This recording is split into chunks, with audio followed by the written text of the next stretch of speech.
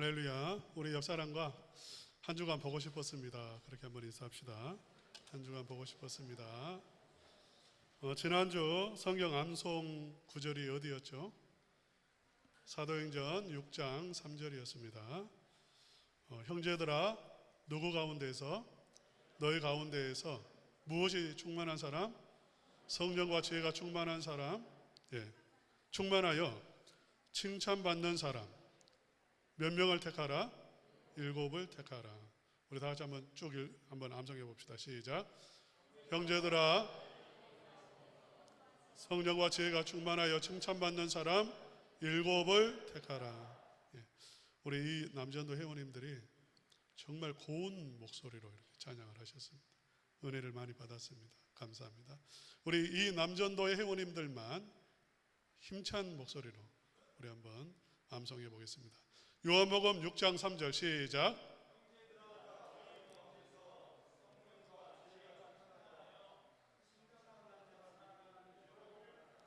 아멘. 우리 박수 한번 드리도록 하겠습니다.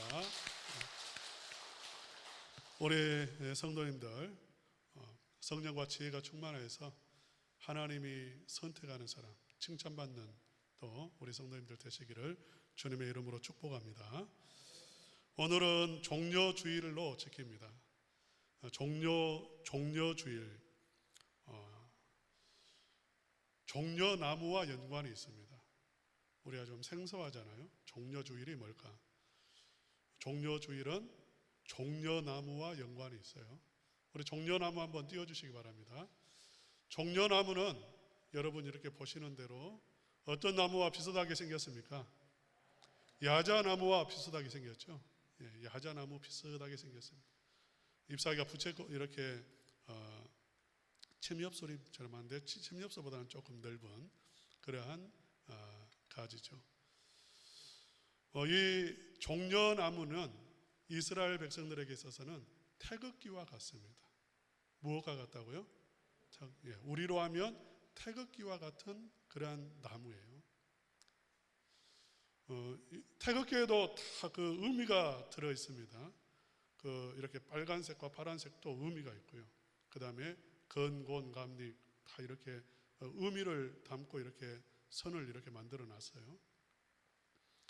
이것처럼 종려나무도 의미를 가지고 있습니다. 이스라엘 백성들에게는 어떤 의미가 있냐면 이 종려나무는 생명력이 굉장히 강합니다. 그래서 조금 물이 있어도 거의 살아나는 그런 나무고요. 어느 정도 생명력이 있냐면 밑둥까지 잘라버려도 다시 잎사귀를 내고 살아납니다. 또 불로 태워도 죽지 않고 뿌리에서 다시 이렇게 생명이 올라옵니다. 그러니까 이 근동 지역에 이스라엘 백성뿐만 아니라 근동 지역에서 종려나무는 생명을 상징하고 부활을 상징하고 영광을 상징하는 나무예요. 그러니까 이스라엘 백성들이 이 나무 이것을 굉장히 사랑하고요. 화폐에다가도 종려나무를 새겨 놓기도 하고 우리로 하면 태극기와 같은 그러한 역할을 해서 왕이 들어올 때나 나갈 때에 이 종려 가지를 흔들었습니다. 그런데 예수님이 이 예루살렘에 입성하실 때에 이스라엘 백성들이 종려나무 가지를 준비해서 나가서 흔들었어요. 우리 민족의 이 사건을 한번 생각해 보시면 딱 오버랩이 됩니다. 비슷한 상황이었으니까요. 지금으로부터 100년 전에 무슨 일이 있었냐면 3.1 운동, 만세 운동이 있었습니다. 일제 강점기 하에서 일본 사람들이 아주 무단 통치를 했습니다. 무식한 방법으로 짓밟았습니다. 민중이 불만이 고조되었고 그래서 1919년 3월 1일 사람들이 태극기를 다 몰래 준비해가지고 그것을 흔들면서 거리로 뛰쳐나왔잖아요. 그리고 목이 터져라 대한독립 만세를 외쳤습니다. 비슷한 상황이 2000년 전에 있었다 하는 것입니다. 이 당시에 이스라엘 민족은 로마의 지배를 받고 있었습니다. 로마의 지배를 받고 있었고 불만이 거조되었고요. 예수님이 예루살렘에 들어온다는 소식을 듣고 이 사람들은 마치 태극기와 같은 종려나무 가지를 꺾어들고 그들은 쏟아져 나왔습니다. 거리로 쏟아져 나와가지고 외쳐 불렀어요. 호산나라고 외쳐 불렀습니다. 호산나는 마치 우리 민족이 이렇게 외친 것과 같아요. 대한독립 만세 이거 외친 것처럼 유대 독립 만세를 외친 겁니다. 물론 의미는 다르죠. 우리를 구원하소서. 우리가 열망하고 또 열망합니다. 우리 민족, 이 나라 구원해 주십시오. 그렇게 그 말이 호산나라는 말이에요. 목이 터져라 외쳤어요. 그들은 예루살렘에 입성하시는 예수님을 하나님이 보내신 메시아 왕으로 인정을 했고 기대했고 받아들였습니다. 그래서 예수님이 들어오실 때에 이제 우리 민족을 해방시켜 주십시오. 우리를 구원해 주십시오. 그렇게 외쳤다는 것입니다. 사실 이때 우리 예수님께서는 그 백성들, 이 나라를 해방시켜 주시고 우리를 구원해 주십시오. 이 외치는 무리들에게 예수님이 말씀하셨다면 이렇게 말씀을 했을 거예요. 나라가 문제가 아니라 네가 문제다. 너의 문제다. 해방되어야 할 것은 나라, 민족이 아니라 바로 네가 해방되어야 되고 네가 구원받아야 된다는 것이죠. 그래서 이렇게 외쳐야 됐습니다. 그들은 우리 민족 대한독립 만세가 아니라 하나님 왕이시여 나를 해방시켜 주십시오. 나를 구원해 주십시오. 왜냐하면 문제는 다른 문제가 인간의 문제예요. 오늘날 환경의 문제를 말합니다만 환경의 문제가 누구의 문제입니까? 환경이 잘못돼서 문제입니까? 인간의 문제죠. 인간이 나빠서 환경이 잘못된 거예요. 우리 인간의 문제인 거죠. 지금 내가 문제인 겁니다. 지금 이 당시에 이스라엘 백성들 하나님의 저주가 임박했어요. 머리 위에 쏟아지기 직전입니다. 영원한 형벌 아래 떨어질 겁니다. 그들은 죄에 매여 있고 사단에게 매여 있습니다. 해방시켜달라고 구원해달라고 외쳐야 될 건 무엇이냐면 나예요. 나. 그런데 나를 보지 못하는 거죠. 내 문제를 보지 못해. 나는 아무 문제 없어요. 그냥 나라가 해방되면 나는 좋아질 거라고 착각하고 있는 거예요. 사랑하는 성도 여러분, 오늘 종려주일입니다. 종려주일을 지키는 이유는 무엇이냐면 우리 예수님이 왕이심을 우리가 다시 한번 생각하기 위해서입니다. 우리는 살면서 잊어버리거든요. 내가 왕인 줄로 착각해요. 내가 내 인생의 주인인 줄로 착각합니다. 나에게는 아무 문제 없는 줄로 착각합니다. 그저 이 나라 정치 잘하면 좋아지겠지 이렇게 생각합니다. 아니에요. 내 문제입니다. 지금 우리가 다시 한번 종려주의를 통해서 회복해야 될 것은 무엇이냐면 예수님이 왕이라는 사실을 회복하고 왕이신 예수님을 내 삶 속에 영접하는 거죠. 여러분 지금 사실은 우리에게는 왕이 필요합니다. 메시아가 필요해요. 생명이신, 구원이신, 능력이신 내 인생의 문제를 해결해 주실 분은 오직 예수님밖에 없어요. 따지고 보면 우리는 다 벼랑 끝에 있습니다. 우리는 벼랑 끝에 서 있어요. 죽느냐 사느냐의 기로 앞에 우리는 서 있습니다. 지금 이 자리에 계신 분 가운데 문제 없는 분 어디가 있습니까? 그 문제를 내 힘으로 해결할 수 있는 그러한 능력자가 어디가 있습니까? 없죠. 우리에게는 치유가 필요하고 우리에게는 은혜가 필요하고 우리에게는 하나님의 도우심이 필요합니다. 그렇기 때문에 우리가 종려주의를 지키는 거예요.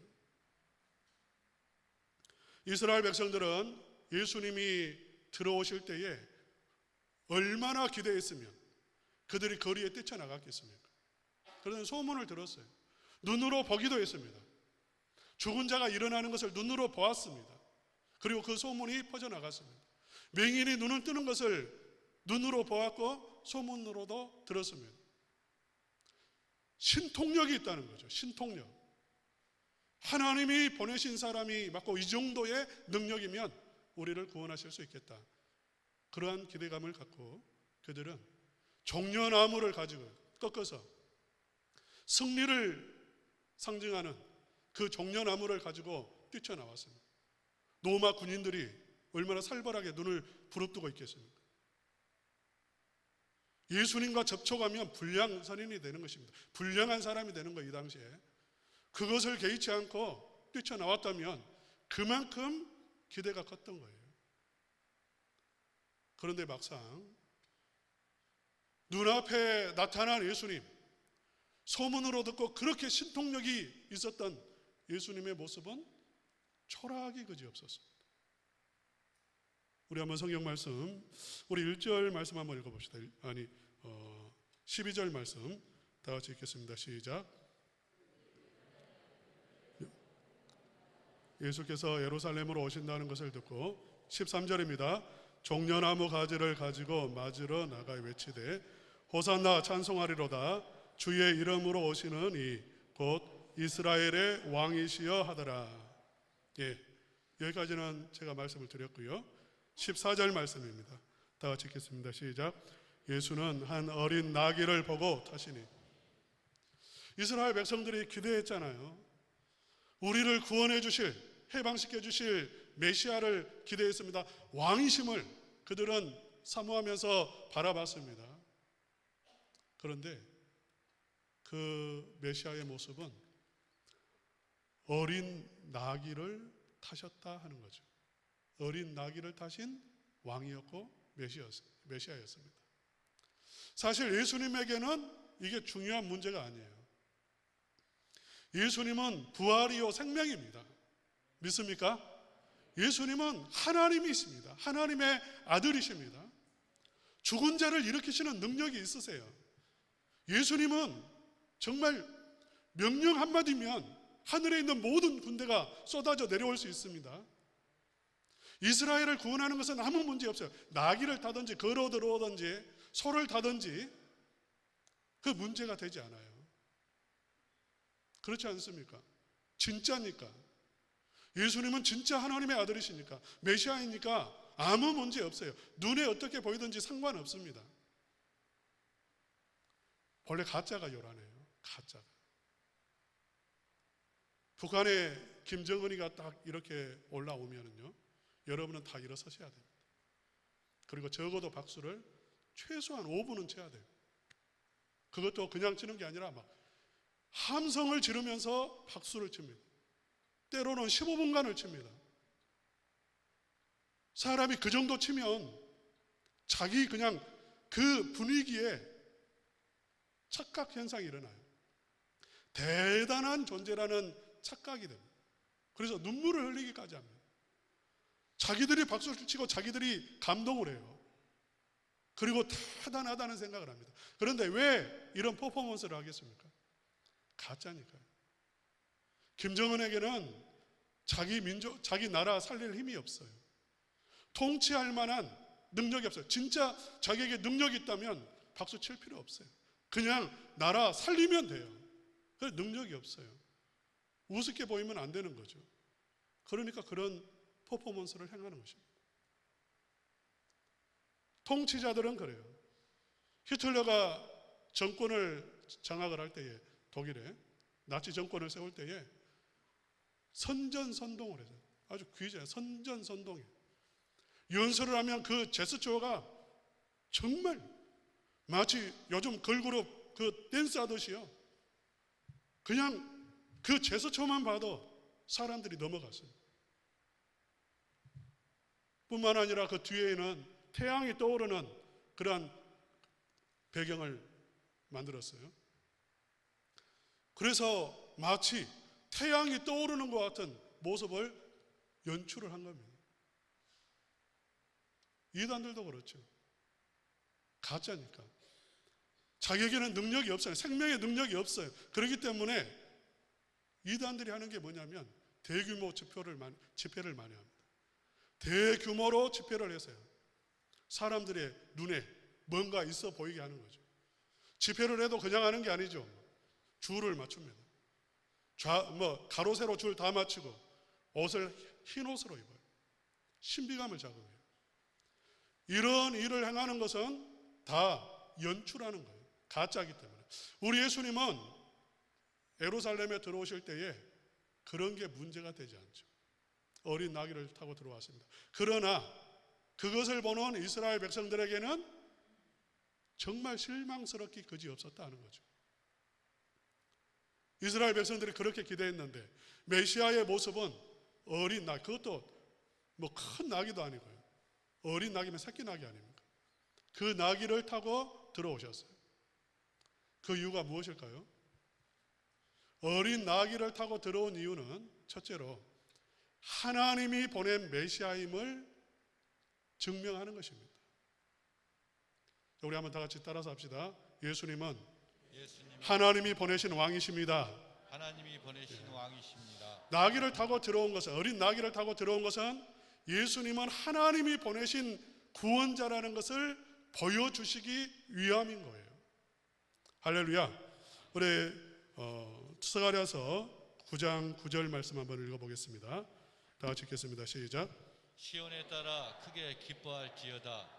예루살렘에 따라 즐거이 부를지어다.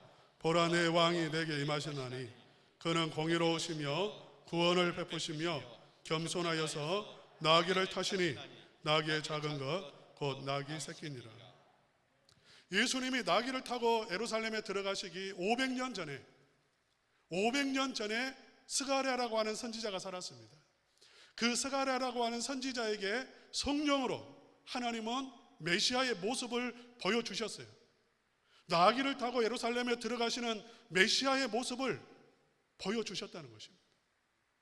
그리고 예언을 이렇게 기록을 해놓았죠. 메시아의 사인이 있어요. 메시아라고 하는 하나님의 그 예언이 있습니다. 동정녀에게서 태어나야 되죠. 나사렛이라는 곳에 자라야 되죠. 여러 가지 사인이 있습니다. 수백 가지 사인이 있습니다. 누가 메시아인 줄 어떻게 알겠어요? 장날 나귀 타고 예루살렘에 들어가는 그러한 아저씨들이 얼마나 많습니까? 누군지 알겠어요? 그러나 분명하게 성경은 말씀을 하고 있어요. 어린 나귀 새끼를 타고 들어가는 그 사람이 메시아다 하는 것입니다. 이것은 인간이 연출할 수 없어요. 흉내낼 수 없는 일이에요. 예수님은 이 나귀를 타고 가실 때 이렇게 말씀을 했습니다. 제자들에게 저 건너편 동네에 가면 나귀가 묶여 있는 것을 볼 것이다. 그것을 이렇게 말씀을 하시고, 네가 그 나귀를 이렇게 풀면 주인이 이걸 왜 푸냐고 물어볼 것인데, 그때 주님이 쓰시겠다고 하면 보내줄 것이다. 이렇게 말씀을 하셨어요. 그리고 실제로 가서 보니까, 동네에 가서 보니까 나귀가 있었고, 그 나귀 줄을 푸니까 주인이 말했죠. 왜 푸냐고. 도둑 아닙니까? 왜 푸냐고 따졌어요. 주님이 쓰시겠다. 다른 말 안 했습니다. 주님이 쓰시겠다고 하니까 그냥 허락을 했습니다. 무엇을 의미하냐면, 이것은 예수님과 제자들이 짜고 구약에 예언되어 있으니까 우리가 연출을 하자, 그렇게 해서 된 일이 아니라는 것입니다. 신적인 섭리죠. 신적인 일이죠. 하나님이 예비하신 일이라는 거죠. 구약에 예언했을 뿐만 아니라 실제로 이 나귀를 타는 모든 과정은 하나님의 개입이 없이는 불가능한 일이에요. 그러니까 예언이라고 하는 것은 사람이 어느 한 사건에 대해서 짜 맞출 수가 있어요. 성경에 나귀 타고 들어간다고 하니까 누군가가 가짜인데 나귀를 타고 들어갈 수 있습니다. 그러나 이 사건은 그렇게 인간이 짜고 만든 행위가 아니라는 거예요. 처음부터.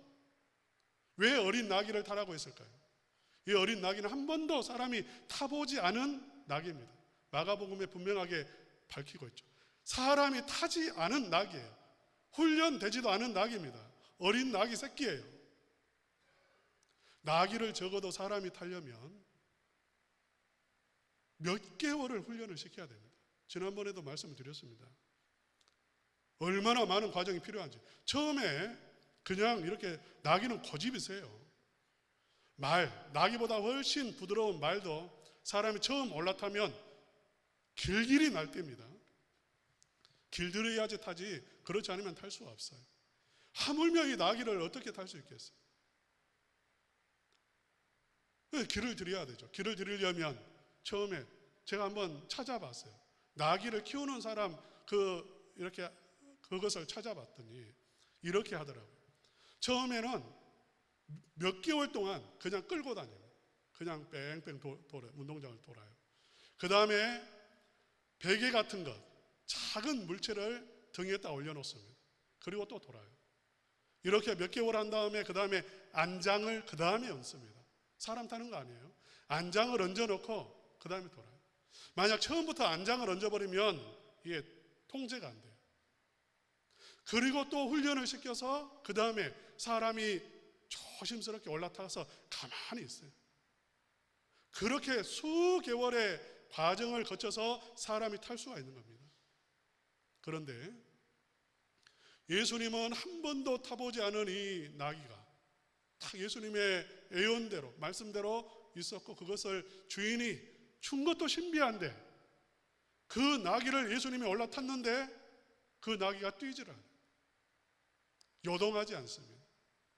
예루살렘으로 들어가는데 그 수많은 군중이요 앞에서 뒤에서 따르면서요 환호성을 지르는데 천둥 소리 같지 않겠습니까? 짐승이 얼마나 놀라겠어요. 그 어린 새끼가. 그런데 그렇게 하지도 않아요.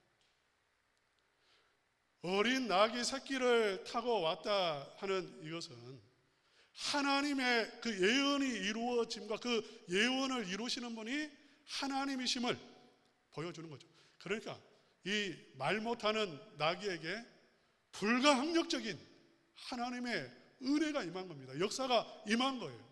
그래서 예언이 성취되었다 그 말입니다.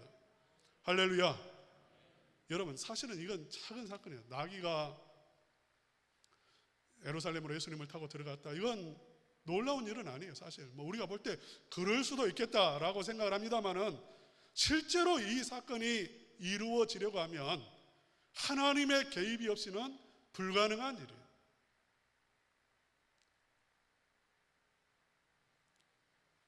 사랑하는 성도 여러분, 하나님은 우리의 구원을 위해서 창세 전부터 지금까지 얼마나 많은 생각을 하시고 얼마나 많은 계획을 가지셨고요.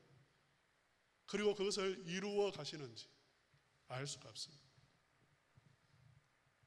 이것을 안다면 우리는 감격할 거예요. 하나님 정말 위대하십니다.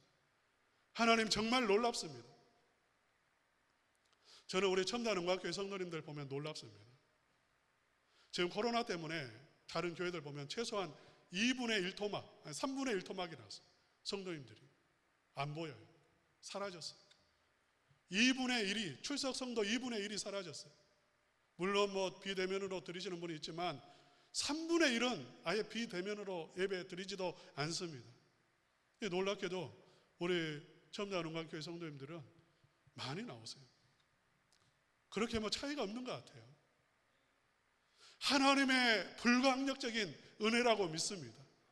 하나님의 섭리라고 믿습니다. 사랑하는 성도님, 우리가 이렇게 나오는 게요 우연한 일이 아닙니다. 당나귀가 나귀처럼 말 안 듣고 마귀처럼 완고하고 고집세고 교만하고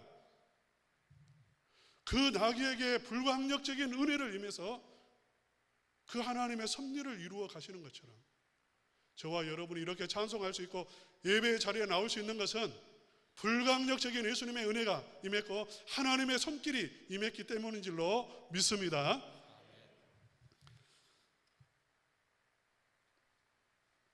간략하게 몇 가지만 살펴보겠습니다. 그러면 왜 하나님은 예수님에게 다른 것도 아닌 나귀를 타게 하셨을까요? 다른 짐승이 아닌. 다른 방법도 예언할 수 있잖아요. 아니면 소를 타고 들어간다든지 그렇게 말씀하실 수 있잖아요. 그런데 우리 하나님께서 나귀를 타도록 했어요. 우리 9장 9절 스가랴서 다시 한번 읽어볼까요? 다 같이 읽겠습니다. 시작. 시온에 따라 크게 기뻐할지어다. 예루살렘에 따라 즐거이 부를지어다. 보라 내 왕이 내게 임하시나니 그는 공의로우시며 구원을 베푸시며 겸손하여서 나귀를 타시니. 나귀의 작은 것 곧 예. 나귀 새끼니라. 예. 겸손이라는 단어가 나오죠. 겸손. 겸손을 하나님은 요구하신 거예요. 겸손의 다른 말은 순종이라고 할 수 있습니다. 우리 인간의 문제 뭡니까? 첫 사람 아담은 왕이었습니다. 하나님이 왕으로 세우셨죠. 이 왕을 통해서 우주 만물에 하나님의 은혜가 흘러가도록 했습니다. 그런데 실패했어요. 교만해서 실패했습니다. 하나님보다 더 높아지고자 하는 교만이 들어왔고요. 그는 불순종했습니다. 그래서 실패한 거예요. 그래서 사망이 들어왔고 저주가 들어왔습니다. 사단이 왕 노릇하게 되었습니다. 두 번째 왕으로 들어오시는 예수님에게 하나님이 요구하시는 것은 순종이에요. 겸손입니다. 완전히 낮아지는 거죠. 그것을 요구하셨고요. 예수님은 하나님의 그 요구에 온전히 순종하셔서 인간이 되신 것, 낮아지신 거예요. 마치 우리 인간이 벌레가 된 것처럼 그보다 더 비하한 것이 무엇이냐면 하나님의 아들이 사람이 되셨고, 사람이 되셨는데 나귀를 타셨고, 나귀를 타셨을 뿐만 아니라 십자가에서 죽으셨고, 그게 낮아지신 거예요. 순종을 보여주신 거예요. 그래서 순종을 통해서 하나님에게 왕으로 세움을 받고 하늘과 땅의 모든 권세를 얻게 되어지는 것입니다. 나귀를 타심으로 보여주는 거예요. 나귀는 짐을 실는 존재예요. 이것처럼 예수님은 낮아지셔서 우리 인간의 모든 죄, 원죄로부터 시작해서 지금 인류의 모든 그 끝까지의 죄와 저와 여러분의 과거와 현재와 미래의 모든 죄까지 예수님은 마치 나귀가 짐을 진 것처럼 지시고 예루살렘으로 입성하신 것, 그것을 보여주시는 거죠. 할렐루야. 그러나 이스라엘 백성들 아까 말했던 것처럼 정말 기대를 했어요. 그러나 실망스러웠다고 했죠. 제가 군대에서 군대 이야기하면 안 된다고 그랬는데, 군대에서 저희 내무반에 축구 선수들이 많았습니다. 포항제철 프로 축구 선수가 있었고요. 포항제철 예전에 축구팀이 있었고요. 거기 선수였어요. 그 다음에 성균관대학교 선수가 있었어요. 축구 선수가 있었고요. 그 다음에 뭐 이렇게 고등학교 때 축구했던 그 정도는 뭐 여러 사람이 있었고, 최소한 뭐 수산시장 대표 이런 축구 선수들이 있었어요. 저는 그때 처음 알았습니다. 아, 축구가 예술이구나. 이 사람들이 이제 팀을 이루어서 축구를 하면은요, 정말 아름답습니다. 정말 아름답다는 생각이 들어요. 이렇게 공을 아름답게 찰 수 있구나. 게임이 안 돼요. 다른 팀은 붙으면 게임이 안 돼요. 대대 출전해도 승리하고 연대 출전해도 승리하고 다른 뭐 주변에 헌병대 뭐 이렇게 붙어도 우리 내무반을 이길 수가 없어요. 왜? 축구 선수들이니까. 저만 개발해요. 저만. 다 축구 선수들이에요.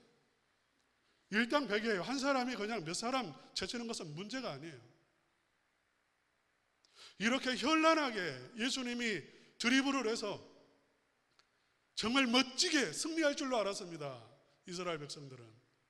그런데 들어올 때부터 나귀 타고 들어오시더니, 제자에게 배신을 당하더니, 잡히시더니 그냥 막 너무나 초라한 모습, 비참한 모습으로 깨지는 거죠. 그래서 그렇게 종려나무 가지를 흔들면서 환영을 했던, 구원해달라고 외쳤던 무리들은 순간적으로 변합니다. 십자가에 못 박아라고 변합니다. 가짜라는 거죠. 우리가 속았다는 거죠. 가짜라고. 기대했던 모습이 아니라는 겁니다. 그런데 우리 예수님은 부활하세요. 죽으심으로 사망의 권세를 깨시고 부활하십니다. 할렐루야. 죽음으로 죽음을 이기시고요. 죽으심으로 사단의 머리를 깨뜨리셨습니다. 할렐루야. 죽으심으로 저와 여러분의 죄의 문제를 해결하셨습니다. 여러분, 예수님은 멋지게 인간이 상상할 수 없는 그러한 방법으로 승리하셨어요. 그리고 우리를 구원하셨습니다. 이 장면을 생각하면 다 진 줄 알았는데, 끝난 줄 알았는데 하나님은 놀라운 계획을 가지고 있었고요. 예수님 참된 왕이신 그분을 통해서 생명의 주가 되게 하시고 승리하게 하시고 그야말로 놀라운 대활약을 펼치게 하신 거예요. 할렐루야. 예수님을 영접하면 어떤 일이 일어날까요? 예수님을 내 인생의 왕으로 영접하면 무슨 일이 일어날까요? 죄와 사망의 권세에서 여러분 해방됩니다. 믿습니까? 아멘. 죄와 사망의 권세가 떠나갑니다. 사단의 결박이 풀어집니다. 여러분 생명이 임하고 영생이 임하고 성령이 임하는 줄로 믿습니다. 아멘. 여러분 예수님을 영접하면 여러분의 인생의 문제가 해결됩니다. 치유의 역사가 일어날 줄로 믿습니다. 구원의 역사가 일어날 줄로 믿습니다. 아멘. 여러분의 삶, 여러분의 가정, 여러분의 모든 삶이 하나님의 영광으로 가득한 생명의 역사가 일어나는 그러한 놀라운 일이 일어나게 되어질 줄로 믿습니다. 아멘. 예수님을 왕으로 영접하시기를 주님의 이름으로 축원합니다. 아멘. 171장 찬송 부르시겠습니다.